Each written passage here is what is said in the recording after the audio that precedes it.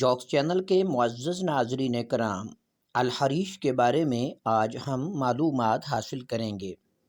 حریش چیت کوریا سانپ کو کہا جاتا ہے۔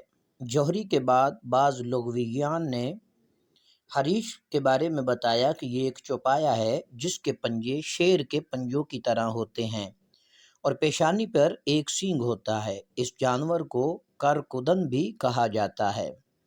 ابو حیان توحیدی کہتے ہیں کہ الحریش بکری کے برابر ایک چوپایا ہوتا ہے جو طاقت اور تیز رفتاری ہونے کے باوجود سست رہتا ہے۔ اس کے سر کے درمیان ایک سخت اور سیدھا سینگ ہوتا ہے جس کے ذریعے یہ تمام جانوروں کو مارتا ہے اور غلبہ حاصل کرتا ہے۔ اس جانور کو شکار کرنے کے لیے یہ تدبیر اختیار کی جاتی ہے کہ اس جانور کے سامنے کماری لڑکی یا بچی پیش کی جاتی ہے، چنانچہ جب یہ جانور اسے دیکھتا ہے تو اس کی طرف دودھ پینے کے لیے بڑھتا ہے۔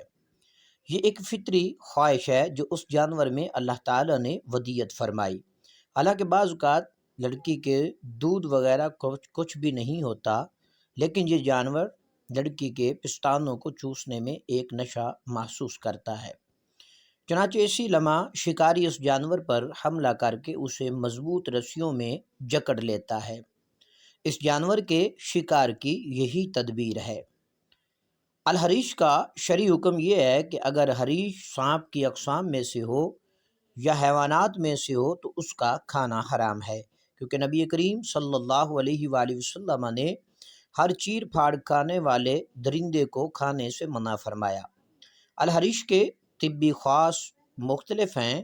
اگر خناق یعنی گل گھٹنا، دم گھٹنا کے مرض میں کوئی مبتلا شخص جو ہے وہ الحریش کا خون پی لے تو اسے شفا یابی ہوگی۔